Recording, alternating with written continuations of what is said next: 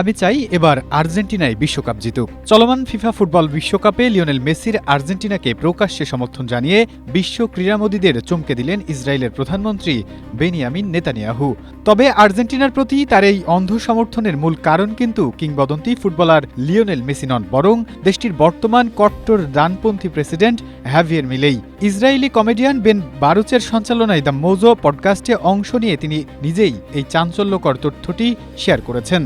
গত বৃহস্পতিবার সামাজিক যোগাযোগ মাধ্যমে ভাইরাল হওয়া পডকাস্টের একটি ক্লিপে নেতানিয়াহুকে বলতে শোনা যায়, আমি বিশ্বকাপে আর্জেন্টিনাকে সমর্থন করি, আর এর কারণ মেসির চেয়েও বেশি প্রেসিডেন্ট মিলেই।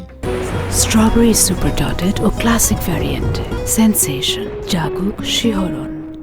আর্জেন্টিনার প্রেসিডেন্টের ভূয়সী প্রশংসা করে ইসরায়েলের প্রধানমন্ত্রী বলেন, মিলেই একজন সুপারস্টার এবং তিনি ইসরায়েলের একজন অত্যন্ত ঘনিষ্ঠ ও মহান বন্ধু। মিলেইয়ের মুক্ত অর্থনীতির প্রশংসা করে নেতানিয়াহু বলেন, সবকিছুর ঊর্ধ্বে মিলেই ইসরায়েলের পাশে থেকেছেন এবং কঠোর সমর্থন দিয়েছেন। এদিকে নেতানিয়াহুর এই ফুটবল কূটনীতি এবং আর্জেন্টিনার প্রেসিডেন্টের প্রতি প্রকাশ্য প্রশংসা বিশ্ব গণমাধ্যমে নতুন আলোচনার জন্ম দিয়েছে। মিলেইয়ের প্রতি নেতানিয়াহুর এই একপেশে সমর্থন ফিলিস্তিনি সমর্থক ও সাধারণ ক্রীড়া প্রেমীদের মধ্যে তীব্র বিতর্কের জন্ম দিয়েছে।